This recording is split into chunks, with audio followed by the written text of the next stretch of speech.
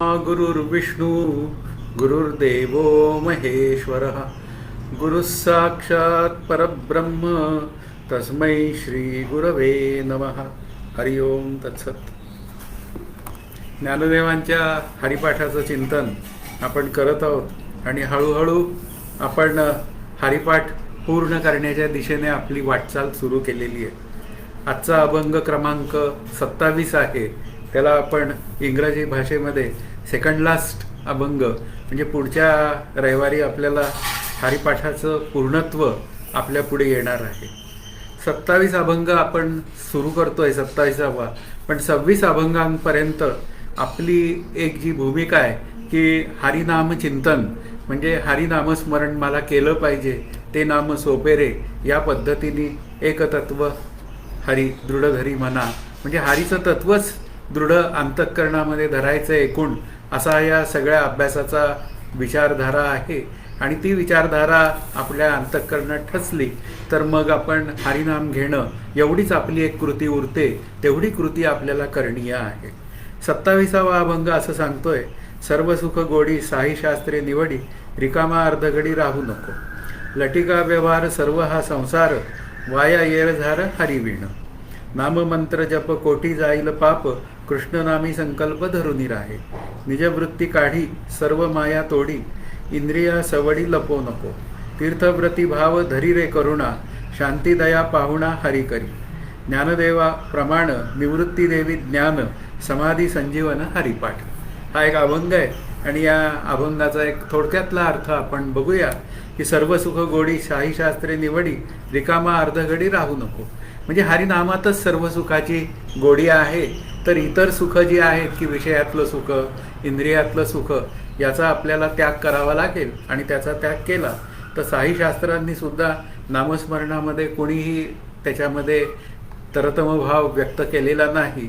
तर साई शास्त्रातनं निवडी असा एक अर्थ, तू निवडही कर. म्हणजे आपल्या अद्वैत शास्त्रांनी हरिनामाचा खूप मोठा जय जयकार केलेला आहे. तर त्या साई शास्त्रातनं हरिनाम सांगणारं अद्वैत शास्त्र याची तू निवड कर आणि हरिनाम घे.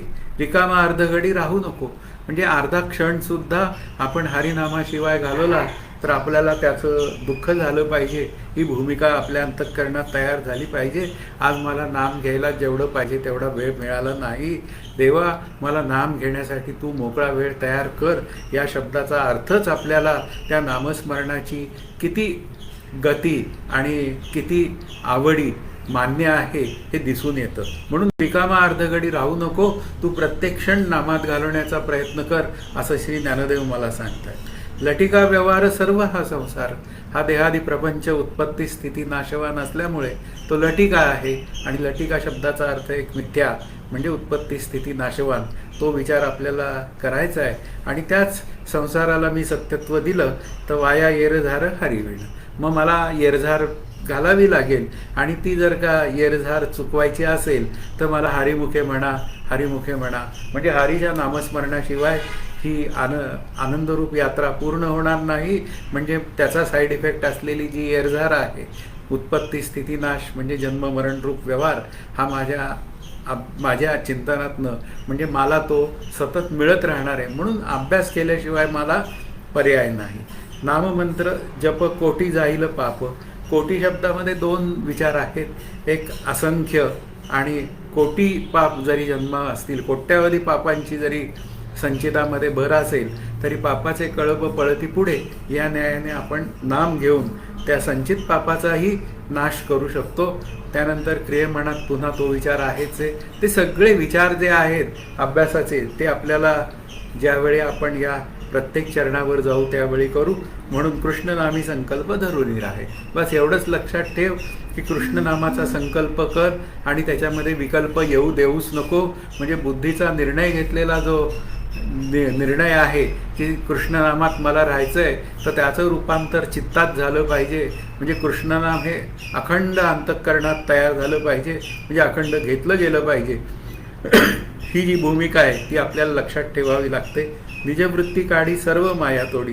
निजवृत्ती म्हणजे अहमवृत्ती आणि माया वृत्ती म्हणजे हे जग सत्य आहे लटिका व्यवहारामधलं ती वृत्ती. या दोन्ही वृत्ती आपल्याला जर दूर करायच्या असतील तर हरिनामाशिवाय पर्याय नाही. म्हणून इंद्रिया सवडी लपो नको. आपल्याला त्यांनी इंद्रिया सवडी म्हणजे इंद्रियांचे लाड करण्याच्या नादात तू या नामाला विसरलास तर ते काही खरं नाही. म्हणून इंद्रियांच्या तुझ्या काय बॅड हॅबिट्स आपण ज्याला इंग्रजी भाषेत म्हणतो की विषय सत्य वाटणं, मग त्या इंद्रियांना ते व्यवहार म्हणजे मुद्दा ते विषय पुरवणं आणि त्या विषय पुरवण्याच्या निमित्ताने मीच कंटाळून नंतर म्हणणं नाही टी व्ही पाहण्यात काही अर्थ नाही. मग तुला पाहायला कोणी सांगितलं?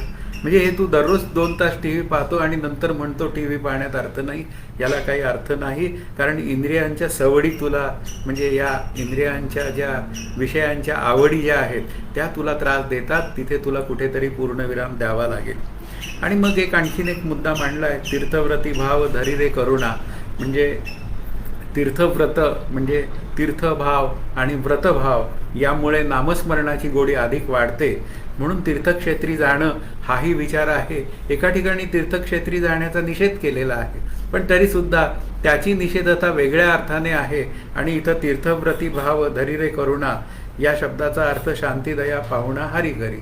म्हणजे त्यानिमित्ताने माझी हरिनाम वृत्ती नामवृत्ती म्हणजे हरिनाम घेण्याची वृत्ती वाढते आणि त्यामुळे शांती दया पाहुणा माझ्या घरी येतात.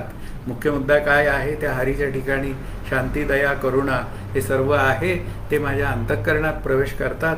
ते नामस्मरणाचा विचार आहे. ज्ञानदेवी प्रमाण निवृत्ती देवी ज्ञान. ज्ञानदेव म्हणतात श्री निवृत्तीनाथ माझे श्रीगुरु हे मला प्रमाण आहेत. आणि मग समाधी संजीवन हरिपाठ म्हणजे हरिपाठच्या शब्दाचा अर्थ हरिनाम. मग हरिनाम घेणं ही संजीवन समाधी आहे. ती काय पद्धतीने आहे हा विचार आपण मात्र सहज करू शकतो. आणि तो आपण या चरणाच्या शेवटी म्हणजे उपक्रम उपसंहाराची एकवाक्यता आपण करणार आहोत. कारण उपक्रम काय आहे? सर्व सुख गोडी म्हणजे सर्व सुखांची गोडी कशात आहे? हरिनामात आहे. आणि सर्वात शेवटी काय आहे? संजीवन समाधी हरिपाठ म्हणजे हरिनाम हे माझं काय झालं पाहिजे? संजीवन झालं पाहिजे.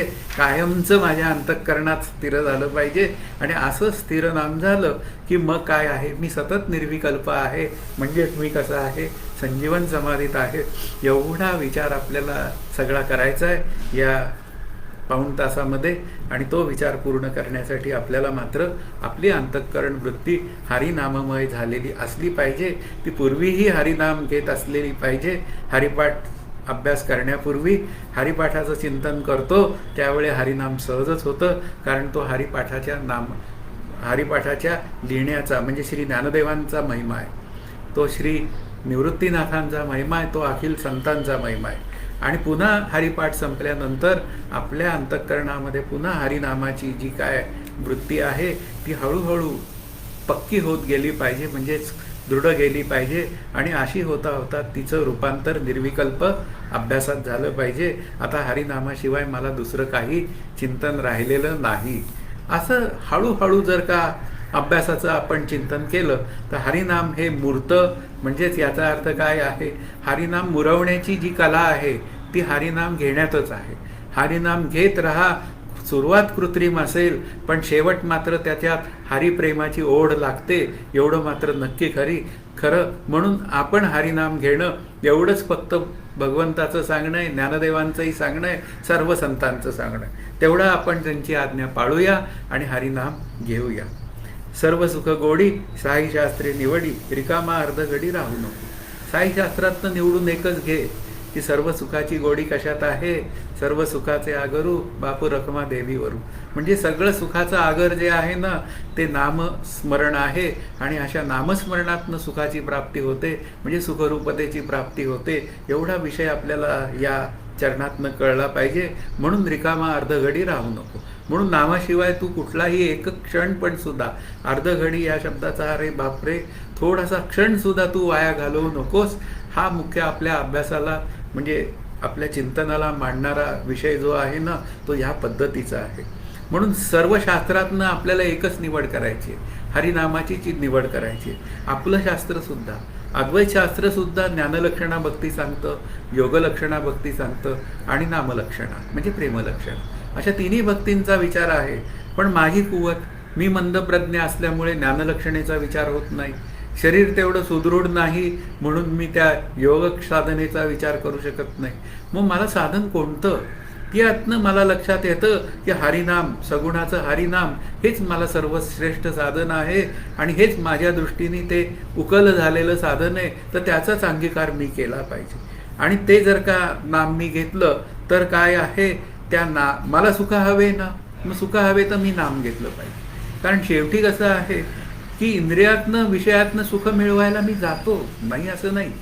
आणि काही वेळा मला सुख होतं आणि काही वेळा मला दुःखही होतं. म्हणजे ज्या ज्यावेळी मी सुख मिळवायला जातो त्या त्यावेळी मला असं लक्षात येतं की या इंद्रियांच्या निमित्ताने, विषयाच्या निमित्ताने प्रत्येक वेळी सुख होतंच असं नाही आहे. त्याचं कारणच असं आहे की ते विषय मला सुख देऊ शकत नाहीत. माझी अंतःकरण वृत्ती शांत होते आणि मग सुख तयार होतं. म्हणजे शांत झालेल्या अंतःकरण वृत्तीत सुखाचं प्रगटीकरण आहे. नामस्मरणाने अंतःकरण वृत्ती शांत करण्याचं काम सहज होतं. नामस्मरणामध्ये आपण ज्याचं नाम घेतो तो श्री विठ्ठल, ज्याचं नाम घेतो ते श्री भगवान श्रीकृष्ण, नंतर शंकर, हे सगळे कसे आहेत, हे आनंदरूप आहेत. आणि आनंदरूप असल्यामुळे त्यांच्याकडे आनंदाशिवाय मला देण्यासाठी दुसरं काही नाही आहे. मग त्यांच्या नामाला तरतम भाव नाही आहे, अनुकूल प्रतिकूल भाव संबंध त्यांच्या नाम घेण्यामध्ये नाही आहे. मग त्यांच्या नामाने माझी अंतःकरण वृत्ती शांत होऊन जाते. त्या जगाच्या उठाठेवी करणारी अंतःकरण वृत्ती म्हणजे विषयात सुख शोधणारी अंतःकरण वृत्ती, इंद्रियांच्या सहाय्याने विषयांचं सुख शोधणारी अंतःकरण वृत्ती ही सहजच शांत होऊन जाते. सदा माझे डोळा जडो तुझी मूर्ती, सतत सतत तेच अभंगांचे विचार येणार आहे. त्याचं कारणच आहे की डोळ्याचा विषय काय आहे, रूप असा आहे. मग प्रत्येक रूपामध्ये मी हरी पाहणं हे काय आहे, हे खऱ्या प्रेमाचं प्रतीक आहे. आपल्याला खरं प्रेम कशात आहे हे लक्षात घ्या. हे विषय नाही का येतात जातात आणि कंटाळा आणल्याशिवाय राहतच नाही. TV मी पाहतो आल्यावर ऑफिसमधनं, पण तो किती पाहतो, तासभर पाहतो, नंतर म्हणतो कंटाळा आला.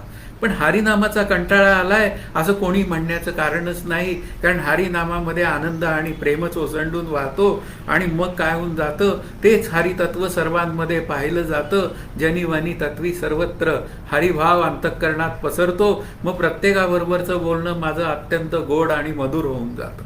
आणि प्रत्येकाबरोबर प्रत्येक जण मला येतो, प्रत्येकाला मी विचारतो, बाबा तुझं कसं आहे. श्री गुरूंकडे जा, ते लक्षात घ्या, त्यांचं वागणं लक्षात घ्या. त्यांच्या मूर्तीमध्ये म्हणजे त्या श्री गुरु मूर्तीमध्ये अत्यंत प्रेमभाव असतो. कारण ते सतत नामस्मरण करतात आणि ते मला नाम घे असा सल्ला देतात. म्हणून विषयांचा वीट येतो, बदलावेसे वाटतात, पण नाम कधी बदलावंसं वाटत नाही. कारण कुठलंही नाम घेतलं तरी ते एक ईश्वररूप अवताराचंच नाम आहे. जे प्रत्येक क्षणी मी विठ्ठलाचं नाम घेतलं तरी शंकराचं नाम घेतल्यासारखं आहे. आपल्याला लक्षात घ्या, भगवान शंकर रामाचं नाम घेतात आणि भगवंत राम हे शंकराचं नाम घेतात. त्या दोघांमध्ये कुठेही तरतम भाव नाही. ते एकमेकांचं नाम अत्यंत आनंदाने घेतात. मीही तसंच करावं. जे मला नाम माझ्या श्री गुरूंनी दिलेलं आहे ना, त्या नावाचा अवलंब करावा आणि मी नामस्मरण करण्याच्या निमित्ताने नामीशी एकरूप होऊन जावं. कारण नामी हेच काय आहे, हे ब्रह्मस्वरूपाचं रूप आहे. संत आपले विदर्भातले संत जे आहेत ते काय म्हणतात की भक्ताच्या प्रेमाकारणे भगवंताला म्हणजे ब्रह्मालाही रूप धरणे. अहो भक्ताचं इतकं प्रेम आहे त्या नामावर, तर त्या गुलाबराव महाराज म्हणतात त्या ब्रह्माला त्या रूपाचा विचार करावा लागतो. तो भगवंतच्या निमित्ताने ते ब्रह्म नामरूपात्मक तयार होतं. मग जेवढं ब्रह्म नित्य आहे तेवढंच नामही नित्य आहे, तेवढाच त्याचा अवतारही नित्य आहे. एवढा विचार जर माझ्या अंतःकरणात तयार झाला तर सर्व सुख हे केवळ नाम घेण्यात आहे. सर्व सुखच गोडी साई शास्त्रे निवडी. म्हणजे सर्व सुखात गोडी कशाती आहे, तर गोड नाम विठोबाचे. आपल्याला काय लक्षात ठेवायचंय की विठोबाचं नाम गोड आहे आणि गोड शब्दाचा अर्थ त्याला तरतम भाव नाही अशी त्याची गोडी आहे. आपल्याला काय आहे, व्यवहारातली गोडी आहे ना, साखरेची गोडी ती आवडते, पण ती किती वेळ टिकते, जोपर्यंत जिभेवर चव आहे तोपर्यंतच टिकते. पण नामाची गोडी मात्र अखंड जीवनभर टिकते. मी ते नाम घेत राहावं आणि नामाची गोडी म्हणजे सतत आनंद वृत्ती. अशी सतत आनंदाची वृत्ती ही नामाच्या गोडीची किमया आहे, ते आपल्याला लक्षात घेतलं पाहिजे. म्हणून मला सर्व सुखाची गोडी जर का जोडायची असेल तर मग मला काय केलं पाहिजे, इंद्रियांना आणि विषयांना आपण आवरलं पाहिजे, इंद्रियांना विषयांपासून आवरलं पाहिजे आणि माझ्या अंतःकरणामध्ये हरिनामाचा जप मी सतत केला पाहिजे. मग नामानेच अंतःकरणातील तळमळ शांत होते. आपल्याला अंतःकरणामध्ये सुखाची तळमळ लागलेली आहे ना, सुखालागी जीवा करीची तळमळ, असं श्री ज्ञानदेव म्हणतात. मग ती तळमळ जर का मला शांत करायची असेल, म्हणजेच ती अंतःकरण वृत्ती मला शांत करायची असेल, म्हणजे आनंदाची करायची असेल, तर मला नाम घेण्याशिवाय पर्याय नाही. गोपिका असंच म्हणतात. भगवान श्रीकृष्णांचं रूप आहे त्यांच्यासमोर व त्या नामाचाही विचार आहे. त्या काय म्हणतात की तुम्ही भगवान श्रीकृष्णाच्या नामात आणि रूपात म्हणजे त्याच्या प्रेमात पडा. मुख्य विचार काय आहे, या सगळ्या गोपिका त्या भगवान श्रीकृष्णाच्या निमित्ताने वेड्या झाल्या होत्या. आता वेड्या झाल्या होत्या त्या चांगल्या अर्थाने वेड्या झाल्या होत्या. त्या येरोड्यात जाऊन हातवारी करीत नव्हत्या. त्या काय करत होत्या, त्या भगवंताच्या प्रेममय नामामध्ये त्या वेड्या झाल्या होत्या, म्हणजे प्रेममय नामामध्ये त्या डुंबून गेलेल्या होत्या. आणि मग त्या म्हणतायत की तुम्हाला भगवान श्रीकृष्णाचं खरं सौंदर्य काय आहे ते पाहायचं असेल तर तुम्ही त्याच्या नामरूपाच्या प्रेमात पडा, म्हणजे सौंदर्य काय असतं ते कळेल. ही सौंदर्याची जी भाषा आहे ना, हे जग कसं आहे, सौंदर्यवान आहे. आता ते सौंदर्यवान जग आहे असं म्हणण्यासाठी मला नाम घेण्याशिवाय काय पर्याय आहे. गोपिकांनी नाम घेतलं आणि त्या प्रत्येक जगातल्या पदार्थांमध्ये त्यांना भगवान श्रीकृष्ण दिसायला लागले आणि त्यांना प्रत्येक पदार्थांमध्ये जर का भगवान श्रीकृष्ण दिसत होते, प्रत्येक क्षणी भगवान श्रीकृष्ण त्यांच्याबरोबर होते. याच्यापेक्षा सौंदर्यवान जीवन आहे कुठे. म्हणजे एकच या जगात सौंदर्यवान आहे, ते आमचे भगवान श्रीकृष्ण, भगवान विठ्ठल हे आमचे सौंदर्यवानाचे विषय आहे. म्हणून इथे काय आहे, निवड कोणाची करायची आपल्याला, तर निवड काय करायची आहे, ती भगवान श्रीकृष्णाच्या नामाची करायची. या नामरूपात्मक जगाच्या पसाऱ्यामध्ये मी या नामरूपात्मक पसाऱ्याचं अधिष्ठान असलेला हरिरूप श्रीकृष्णाची निवड करायची आहे. कारण भगवंत प्रेमळ आहे, भगवंत भावाचा भुकेला आहे. गोपिकांचा भाव पाहून भगवंतांनी अनेक रूपं धारण केली. जेवढ्या गोपिकांनी तो अंतःकरणामध्ये भाव धारण केला, प्रेमभाव त्याच्या नामाच्या निमित्ताने, तेवढ्या गोपिकांच्या मनामध्ये भगवंतांनी त्यांना दर्शन दिलं आणि दर्शन देऊन त्यांना पुन्हा खूप तृप्त आणि शांत केलं. मी सुद्धा एक दिवस श्रीगुरूंना असं म्हणालो, हरिपाठ केवळ सुंदर आणि खूप सौंदर्यवान आहे. काय सांगू, तुम्ही मला हरिपाठ आधी अभ्यास करायला का नाही सांगितला आणि तुम्ही मला या विचार साधनेमध्ये गुंतवलं, मला काही कळत नाही. तर ते म्हणाले, अरे तुला हरिपाठ सौंदर्यवान आहे हे कळालं कशामुळे, तर या विचाररूप साधनेमुळे कळालं. एकूण हरिपाठ सौंदर्यवान आहे हे कळलं ना, मग आता हरिमुखे म्हणा, हरिमुखे म्हणा, नामाचा विचार सतत करत राहा. त्या नामानेच तुझ्या अंतःकरणाची मोठी शुद्धी शांती होऊन जाईल आणि तू जीवनमुक्तीपर्यंतचा प्रवास पूर्ण करू शकशील. म्हणजे एवढं जर का हरिपाठाच्या म्हणजे हरिभगवंताच्या नामामध्ये सर्व सुखाची गोडी असेल, तर ती सर्व सुखाची गोडी ही केवळ हरिनामाने जोडता येते. एवढाच हा मुद्द्याचा विषय आहे. म्हणून भगवंताच्या नामरूपात आपल्याला अडकायचं आहे, म्हणजे भगवंताचं नाम घ्यायचंय. भगवंताचं रूप साजिरं आहे, तेच रूप सर्वांमध्ये पाहायचं आहे. त्याने काय होईल, ही इंद्रिय आपली शांत होऊन जातील, वृत्ती शांत होऊन जाईल आणि माझी अंतःकरण वृत्ती समाधीचं सुख भोगेल. मुख्य मुद्दा काय आहे, प्रत्येक वृत्तीमध्ये मी जर हरीला पाहिला तर तो निर्विकल्प अवस्थेचा विचार आहे आणि प्रत्येक पदार्थांमध्ये हरी, प्रत्येक वृत्तीमध्ये हरी, तो केवळ नामाच्या निमित्ताने सहज आहे. म्हणून सर्व सुखाचे आगरू बापू रखमा देवी वरू, आणि तोच बापू रखमा देवी वरू सर्वांमध्ये अवतारू. म्हणजे सर्वांमध्येच तो अवतारलेला आहे. प्रत्येक पदार्थांमध्ये तो अभिव्यक्त होतो, पण ती अभिव्यक्ती मात्र नामरूपात्मक म्हणजे नामचर्चेतनं मला मिळते. ही भूमिका आपल्याला लक्षात आली पाहिजे. म्हणजे मी सतत नाम घेणं एवढाच उपचार माझ्या अंतःकरणात असला पाहिजे. म्हणून हे सर्व जे काय आहे, प्रेमभाव, नंतर सर्व सुखाची गोडी हे सगळं साधतं कशामुळे तर नामाने साधतं. म्हणून रिकामा अर्धघडी राहू नकोस. म्हणजे काय, बाबा रे तू म्हणजे मी, तू म्हणजे मी, नाहीतर काय होतं तू म्हणजे तुम्ही, असं नाही. तर तुम्ही आणि मी असं दोघंही जण काय केलं पाहिजे, रिकामा एक क्षण सुद्धा जाऊ देता कामा नये. ज्या ज्या वेळी माय रिकामा क्षण आहे असं मला कळेल, त्या त्या वेळी मी नामस्मरणाचा उच्चार हा केला पाहिजे. आणि मग श्री समर्थ म्हणतात रिकामा जाऊ नेदी एक क्षण. त्यांनी म्हणलंय अभ्यासाशिवाय एक क्षण सुद्धा रिकामा जाऊ देणं हा आपण आपलं व्यर्थत्व सिद्ध करण्याचा प्रकार आहे. म्हणून हरिनामाशिवाय एकही रिकामा क्षण जाऊ देऊ नका, अशी भूमिका श्री समर्थांनी पण मांडलेली आहे. ही सगळी भूमिका आपल्याला श्लोकाच्या पहिल्या चरणातनं आपल्या पुढे येते. म्हणून सर्व सुख गोडी साई शास्त्र निवडी. तू त्या साई शास्त्रातनं अद्वैत शास्त्राचा निवड कर आणि त्या अद्वैत शास्त्रामध्ये सुद्धा हरिनामाची निवड कर आणि हरिमुखे म्हणा, हरिमुखे म्हणा. या पद्धतीने तू एक क्षण सुद्धा वाया घालवू नको, अशी भूमिका आपल्या पुढे मांडली. मग पुढच्या चरणामध्ये म्हणतायत लटिका व्यवहार सर्व हा संसार वाया येरधार हरी. अहो हा संसार सगळा लटिका आहे, म्हणजेच पुन्हा कसा आहे, मिथ्या आहे. व्यावहारिक जग कसं आहे, लटिका आहे म्हणजे मिथ्या आहे, म्हणजेच उत्पत्ती स्थिती नाशवान आहे. ज्ञानलक्षणा भक्तीच्या भाषेत बोलायचं झालं तर सताहून विलक्षण, असताहून विलक्षण, अनिर्वचनीय मिथ्या. म्हणजेच काय आहे, थोडक्यात आपल्या अभ्यासाची भूमिका काय आहे की ते उत्पत्ती स्थिती नाशवान आहे. मग देहादी जगत, देहादी संसार, इथे संसार शब्द आलेला आहे. मग माझ्या देहासह संसार नुसतं म्हटलं तर जरा लांब होतं, जगत लांबचा विषय होतो. पण देहादी जगत, देहादी संसार मी करत असलेला हा कसा आहे, लटिका आहे.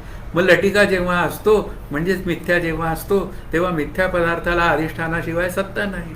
मग अधिष्ठान काय तर हरिनाम अधिष्ठान आहे. म्हणजे या देहादी प्रपंचाचं अधिष्ठान काय आहे, लटिका व्यवहार सर्व हा संसार वाया येरधार हरिविण. म्हणजे हरीच त्याचं अधिष्ठान आहे. ही भूमिका आपल्याला लक्षात घ्यायची आहे. मग अधिष्ठान या शब्दाचा अर्थ काय, या जगाची जर का मला निवृत्ती करायची असेल तर मला अधिष्ठानाचा अनुभव आला पाहिजे. म्हणजे अधिष्ठान काय आहे, ते ब्रह्म आहे, तो हरी आहे हे मला कळलं पाहिजे. आणि हरी जर का मला ते हरितत्व मी आहे तर ते जर मला कळायचं असेल तर मला काय केलं पाहिजे, हरिनाम घेतलं पाहिजे. बस एवढे सोपे विचार आहेत. आपल्याला काय आहे, नामच तत्वरूप आहे. आपल्याला मागच्याच अभंगामध्ये काय सांगितलं की त्या मनाला काय सांगितलं, एक हरी मना दृढ धरी तत्व.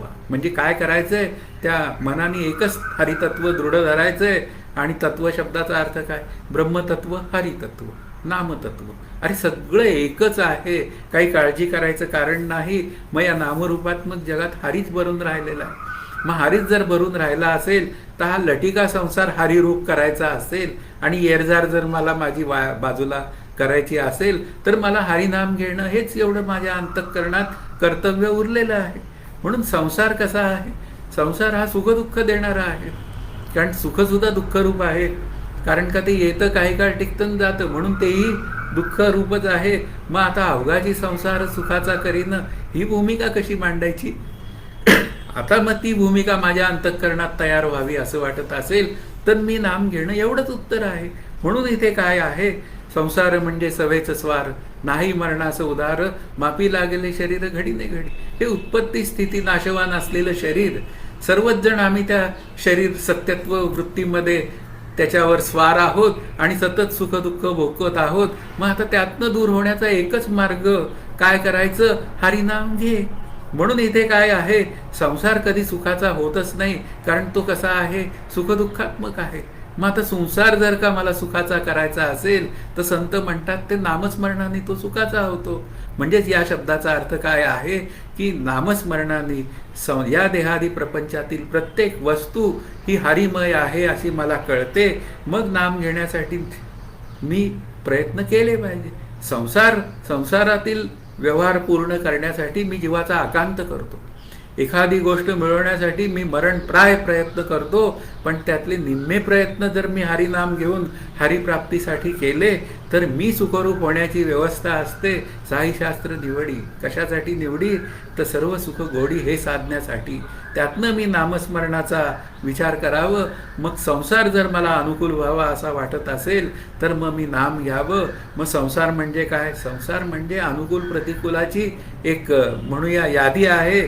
पण ते सर्व व्यवहार जर का मला अनुकूलच करून घ्यायचे असतील तर एकच विचार आहे की तो नाम विचार आहे. आणि नाम कसं आहे तर ते अनुकूल प्रतिकूल भाव रहित आहे. त्याच्या ठिकाणी कुठलाही तरतम भाव नाही. म्हणून आपल्याला या संसाराच्या लटिका व्यवहारात संसाराला सत्यत्व देणारं जी काय विचारधारा आहे माझ्या अंतःकरणातली तिला दूर करायचं असेल तर नामाशिवाय पर्याय नाही. ज्ञानलक्षणा भक्तीमध्ये एक विचार मांडला जातो की बंधनास म्हणजे मला जे बंधन पडलेलं आहे ना ते संसार बंधन म्हणजे संसारामुळे बंधनात मी आहे. पण वास्तवात संसार लटिका आहे तर तो कसा काय बंधनात मला टाकेल? पण काय आहे त्या संसाराला देहादी प्रपंचाला मी सत्यत्व देतो आणि मग या लटिक्या संसाराला सत्यत्व देऊन मी बंधनात सापडतो. मग आता पुन्हा काय आहे? बंधन काही आत्मयाला मानूची नाही. मग आत्म्याला बंधन नाही तर हरीलाही बंधन नाही. मग हरीने काय झालं? तो नामरूपात्मक पद्धतीने माझ्या पुढे आला. म्हणून नामालाही बंधन नाही. जो नाम घेतो तो बंधनात कधीही नसतो कारण तो हरीशी एकरूप असतो. तुकाराम महाराज म्हणतात मुखी नाम हाती मोक्ष ऐसी साक्ष बहुतांची. तुकाराम महाराज जिथे बोलतात संत प्रमाण जिथे येतं तिथे आपलं म्हणणं गप्प करायचं असतं. एकच उत्तर संत प्रमाण. मग संत प्रमाण काय सांगतं? ज्या वेळी तू नाम घेतो त्यावेळी तू सर्व बंधनातनं मुक्त असतो. मग हा सर्व लटिका व्यवहार जर तुझ्या अंतःकरणातनं दूर करायचा असेल आणि येरझार जर जन्ममरणाची तुला बाजूला करायची असेल, गर्भवासाचं दुःख तुला दूर करायचं असेल तर एकच उत्तर ओनली नाम. फक्त नाम घे आणि नाम घे आणि नाम घे. 3 वेळा आध्यात्मिक आधी भौतिक आधी दैविक तिन्ही तापांची शांती ही केवळ नामस्मरणात आहे. म्हणून गर्भवासाचं दुःख किती वेळा जन्मा यावे किती वेळा व्हावे फजित म्हणजे ही येरझार जी आहे ना ती हरी नाम न घेतल्याचा परिणाम आहे. मग आता ही वाया येरझार वाया आहे ती सुखदुःख रूप आहे. मग ती जर का मला घालवायची असेल तर मला सुखरूप व्हायचं आहे आणि सुखरूप व्हायचं असेल तर बंधनातनं सुटलं पाहिजे. आणि बंधनातनं सोडवायचं काम एक केवळच हरिनाम करतं. अशी भूमिका श्री ज्ञानदेव मला मांडतात. म्हणून समर्थांचं म्हणणंही तेच आहे. मना सज्जना सदा भक्तिपंथेची जावे. म्हणजे तुम्ही भक्ती करा. मग भक्ती कशी करा? तर मना सज्जना सदा राघवे वस्ती कीजे. मग तर राघवाची वस्ती नामाच्या निमित्ताने. मना सज्जना सदा रामी प्रीती धरावी. मग रामी प्रीती कशाच्या निमित्ताने? तर पुन्हा नामाच्या निमित्ताने. हरिमुखे म्हणा हे हरिप्रेम वाढवणारं साधन आहे. अशा पद्धतीने मी हरिप्रेम अखंड वाढवावं आणि त्या हरिप्रेमातच माझ्या जीवनाची इतिश्री व्हावी एवढा विचार आहे. मग त्याला परत येरझार नाही, परत येणं नाही आणि जाणं नाही. कारण ह्या लटिका व्यवहारामध्ये एकच गोष्ट सत्य आहे ती नामस्मरण. हीच गोष्ट सत्य आहे. ती नामस्मरण करणारी वृत्ती केवळ माझ्या अंतःकरणात सतत सिद्ध व्हावी एवढाच या हरिपाठाच्या भूमिकेचा विचार आहे. ही 27 किंवा 28 अभंग जे काय आपल्या पुढे आलेले ते केवळ मी हरिनाम घेणं. आपल्याला या 28व्या अभंगाच्या शेवटी हरिनाम मला घेण्याशिवाय पर्याय नाही एवढी वृत्ती तयार होणं आणि हरिनाम घेत राहणं एवढाच विचार माझ्या अंतःकरणात तयार झाला पाहिजे. म्हणून लटिका व्यवहार सर्व हा संसार सगळा लटिका आहे म्हणजे मिथ्या आहे. म्हणजेच उत्पत्ती स्थिती नाशवान आहे. आणि आता येरझार जर मला चुकवायची असेल तर हरिनामाशिवाय मला उपाय नाही असा या दुसऱ्या चरणाचा खरा अर्थ आहे. तिसरा चरण असं म्हणतोय नाममंत्र जप कोटी जाईल पाप कृष्ण नामी संकल्प धरून राहे. बस एवढंच सांगितलं की तू कृष्ण नामाच्या संकल्प धरून ठेव. म्हणजेच कृष्ण नाम सतत घे, संकल्प कर आणि मग त्या ठिकाणी विकल्प तयारच करू नको. संकल्पही नाही विकल्पही नाही संकल्पावरही नये मन. तुका म्हणे नये जाणीव अंतरा अंतरिया थारा आनंदाचा एकच नाम. आमची चाल एकच असली पाहिजे. आमची चाल एकच एक नामचाल. नाम चालीशिवाय आमच्या चालीला दुसरं काही नसावं, केवळ नाम घेत राहावं आणि नामाबरोबर आनंदाचं जीवन जगावं, हा खरा विचार आहे. नामानेच कोट्यावधी पापांची निष्कृती होते, निवृत्ती होऊन जाते. कारण पुन्हा पापाचे कळप पळती पुढे. हरिनामाने संचित जळून जातं.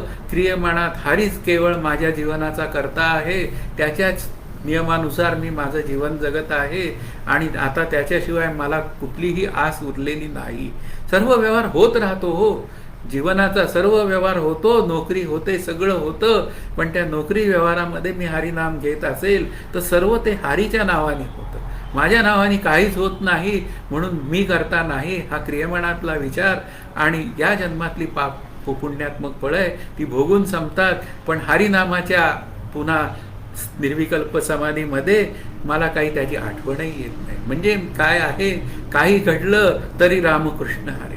तुकाराम महाराजांचं किती वाईट झालं व्यावहारिक सत्तेत, पण त्यांनी प्रत्येक वेळी रामकृष्ण हरी म्हणून व्यवहार पूर्ण केला. म्हणून इथे काय आहे, नाममंत्र जप कोटी जाईल पाप.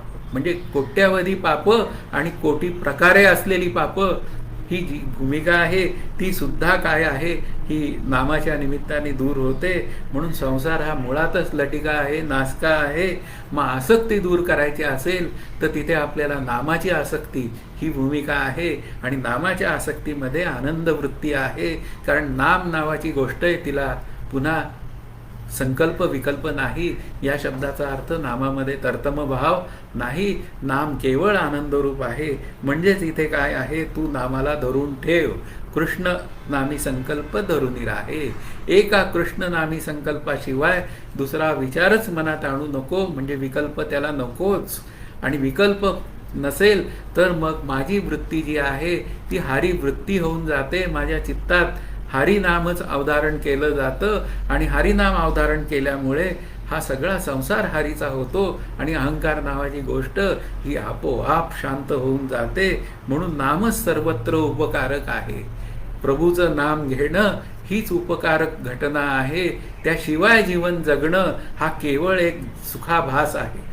त्या भासामधलं जीवन जे आहे ते मी जगतो, पण सर्वात शेवटी जेव्हा विचार करायची वेळ येते त्यावेळी मात्र मी म्हणतो की एवढं मी सगळी खटपट केली, सगळं कमवलं, सगळं काही मिळवलं, पण समाधान नावाची गोष्ट मिळली नाही, कारण मी हरिनामच घेतलं नाही.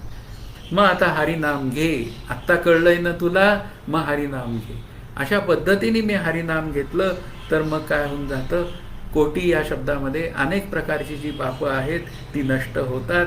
पापं आहेत, उपपाप आहे, पापाचे असंख्य जे काय प्रकार जे काय बोलले गेलेले आहेत ते सगळे प्रकार या कृष्णनामी संकल्पात सहज विरून जातात. म्हणून पापाचे कळप पळती पुढे या न्यायाने आपण नाममंत्र हा सतत जपला पाहिजे. म्हणून कृष्णनामी संकल्प धरून राहे असा या तिसऱ्या चरणाचा विचार आहे. मग चौथा चरण मला काय सांगतो, निजवृत्ती काढी सर्व माया तोडी, इंद्रिया सवडी लपू नकोस. तू इंद्रियांच्या सवडी खाली म्हणजे इंद्रियांचे आकारण जे लाड करत आहेस ना ते बंद कर. आपल्याला इंद्रियांचे लाड करण्याची इतकी सवय लागलेली आहे, लहानपणापासून आई वडील लाड करतात आणि ती सवय पुन्हा कॅरी होते आणि ती कॅरी झालेली सवय इंद्रियांची ही काही केल्या सुटत नाही. आणि नाही सुटली की मग काय आहे की मग ती इंद्रियांचे जिणे आम्ही काय होऊन जातो, दीनवाणे होऊन जातो. त्या इंद्रियांच्या निमित्ताने दीनवाणा होतो आणि दीनवाणा झाल्यानंतर मग काय आहे, त्याचं जीवन सुखदुःखात्मकच होतं. इथं आपल्याला लक्षात घ्या, श्री ज्ञानदेव म्हणतायत निजवृत्ती काढी. निजवृत्ती म्हणजे अहमवृत्ती, मी करता ही जी काय भूमिका आहे, तर समर्थही म्हणतात मी करता ऐसे म्हणसी तेणे मी कष्टी होसी, राम करता म्हणसी यश कीर्ती प्रता. मग निजवृत्ती काढायची आहे तर मग काय करायचं, रामाला करते पण द्यायचं आणि मग रामाला करते पण द्यायचंय तर म्हण श्रीराम जय राम जय जय राम. कृष्णाला करते पण द्यायचंय तर म्हण रामकृष्ण हरी. म्हणजे काय आहे, सर्व व्यवस्था आहे. शंकराला महत्व द्यायचंय तर म्हण ओम नमः शिवाय. म्हणजे काही झालं तरी हे सगळे बीजमंत्र माझ्या मदतीला आहेत. मग ही अहमवृत्ती मी काढायची कशी, ती नामवृत्तीने काढायची. ही जी निजवृत्ती आहे, अहमवृत्ती आहे, की जी सतत मी आणि माझं माझं करते, मग ही सर्व अहमवृत्ती मला काढायची असेल तर मला नामस्मरणाशिवाय दुसरा पर्याय नाही. सर्व माया तोडी. आता सर्व माया म्हणजे ममता वृत्ती. आता ही जी अहम मम वृत्ती आहे, अहम ममतेच्या लवड सवडी, मातेची न पवती बापुडी, जन्म मरणाचे तिरी ढवळती ठेली. म्हणजे काय आहे, ही अहम ममता वृत्ती जी आहे, या वृत्ती तोडाव्याच लागतात. मी आणि माझे हे जे काय आहे या जगात सतत काय आहे, माझं माझं आणि मी माझं नाम असा नाही विचार होत. मी नामरूप होण्यासाठी आधी माझं नाम मला घेतलं पाहिजे. मला श्री गुरूंनी दिलेलं नाम हे घेतलं पाहिजे. माझं नाम म्हणजे उदयकुमार हे नाम नाही, ते भगवंताचं नाम, ते नाम माझं नाम आहे. ते नाम मी सतत घेतलं पाहिजे. म्हणजे या अहम वृत्ती आणि ममता वृत्ती तोडायच्या असतील तर मग काय आहे, दोन्ही वृत्ती या नामाभ्यासाने तोडता येतात. म्हणून अहम ममतेची लवड सवडी ही तोडावीच लागते. ती नामविचाराने तुटते. विषय सत्यत्वाची भूमिका ही नामविचारानेच दूर होते. केवळ थोड्याशा एक आत्म अनात्म विचाराने मी माझ्या आनंदाशी एकरूप होतो. म्हणून इथे काय श्री ज्ञानदेव एकदा म्हणतायत, मी आणि माझे ऐसी आठवण, विसरले गयाचे अंतःकरण, पार्था तो संन्यासी जाणं निरंतर. कर्मसन्यासी मान्य केला आहे त्याने मी आणि माझं तोडलेलं आहे. आणि मी आणि माझं तोडायचं असेल तर मला नामाशिवाय ते कसं तुटणार. त्या नामातनं मी आणि माझं तुटलं जाईन. मग असं इंद्रियांचे लाड अजिबात करायचे नाहीत. इंद्रियाचे लाड जर मी करत असेल तो जगातला सत्यत्व वृत्तीचा विचार आहे. संसार कर, ते म्हणतात ना, आता तू आलाय जन्माला न तर कर, पण शेवटचा कर. आलाय खेळाला न या जगात तर एकदा शेवटचाच खेळ, परत खेळायला येऊ नको. म्हणून संसार कर, पण हा लटिका आहे असं समजून कर. लटिका संसार आहे, हा उत्पत्ती स्थिती नाशवान संसार आहे. म्हणून तो खरेपणा त्याला देऊ नको. आणि तो खरेपणा जर का तुला दूर करायचा असेल, अवघाची संसार हरीचा करायचा असेल तर हरिनामच हा त्याचा पर्याय आहे. म्हणून तू हरिनामाचाच गजर कर. आणि हरिनामाचा गजर करायचा असेल तर पुन्हा ते म्हणतायत, इंद्रिया सवडी लपू नको. म्हणून इंद्रियांच्या नावाखाली मला बरं वाटत नाही, मला नाम कसं घेऊ. तुला काही होऊ देऊ नकोस. कशी काही अवस्था असू दे, विषम काळ असू दे नाहीतर तुझा सुखाचा काळ असू दे, काही झालं तरी इंद्रियांच्या मागे, इंद्रियांच्या लाडामागे लपू नकोस. तू फक्त नामस्मरण घे. प्रत्येक वेळी मी नामस्मरण घेण्याचा प्रयत्न केला पाहिजे. आणि तोच नामस्मरणाचा प्रयत्न मला माझ्या आनंदापर्यंत घेऊन जातो. एवढी भूमिका आपल्याला पुरती आहे. म्हणून तू काही झालं तरी सुद्धा नामस्मरण चुकवता कामा नये. शेवट म्हणजे संध्याकाळी आपण आतमध्ये आपल्याला झोपताना विचारलं पाहिजे, बाबा रे किती नाम घेतलं. किती म्हणजे संख्या नाही म्हणत, मी नाम घेण्याचा प्रयत्न केलाय काय. होय उत्तर आलेलं असेल तर नामामध्ये झोपून जावं आणि नामामध्ये जाग आणावी. अशा पद्धतीने आपलं सतत चिंतन हे नामस्मरणाचं झालं पाहिजे. आणि मग मुखी नाम हाती मोक्ष ही भूमिका सहज सिद्ध होते. अशा पद्धतीचा विचार आहे. 5वा जो चरण आहे तो असं सांगतोय, तीर्थी व्रती भाव धरी रे करुणा, शांती दया पाहुणा हारी करी. तीर्थक्षेत्री हारीचीच सत्ता आहे. आता तुम्ही म्हणाल, अहो हारीची सत्ता सगळीकडेच आहे. म्हणजे हारी सगळीकडे आहे, प्रत्येक कणाकणात हारी आहे. मान्य, मला सगळं मान्य. पण तीर्थक्षेत्री हारीची विशेष उपस्थिती आहे, विशेष उपस्थिती आहे. म्हणून आम्हाला आळंदीला जावं लागतं. म्हणून आम्हाला पुन्हा पंढरपूरला जावं लागतं वर्षातनं एकदा. का त्याचं जायचं मिनिमम सांगितलं. वर्षातनं एकदा का जायचं तर ते एक व्रत म्हणून स्वीकारायचं. तीर्थी व्रती, व्रती शब्दामध्ये काय आहे, तो हरिभाव माझ्या अंतःकरणामध्ये दृढ करण्यासाठी ही तीर्थक्षेत्री जाण्याची जी काय भूमिका आहे ना ती मला लक्षात घ्यायची. आणि ती भूमिका काय आहे, ती विशेष श्रद्धा माझ्या अंतःकरणात निर्माण करते. ती नाम घेणं आहे ना, त्या नाम घेण्याच्या ज्या भूमिकेला विशेष काही एक काय म्हणूया, एक सपोर्टची आवश्यकता असते. म्हणजे एक काय म्हणूया, एक आधाराची आवश्यकता असते. ती आधार नावाची जी गोष्ट आहे ना ती तीर्थक्षेत्री जाऊन आपल्याला मिळू शकते. त्याचं कारण आहे, तीर्थक्षेत्री येणारे सर्वत्र नाममय असतात. सर्वत्र विठ्ठलमय असतात आणि तोच भाव घेऊन मी घरात येतो आणि मग माझा हरिभाव हा अत्यंत दृढ व्हायला मदत होते आणि मी भक्त विभक्ताचा भक्त होण्याला खूप काही कारण होऊ शकतं हे तीर्थक्षेत्र. मग अशा तीर्थक्षेत्री जाऊन आपण माऊली माऊली माऊली म्हणत त्या हरिनामाचं चिंतन करत आपण करुणा शांती दया हे हरीचे जे काय गुणधर्म आहेत ते आपल्या अंतःकरणात धारण करू शकतो.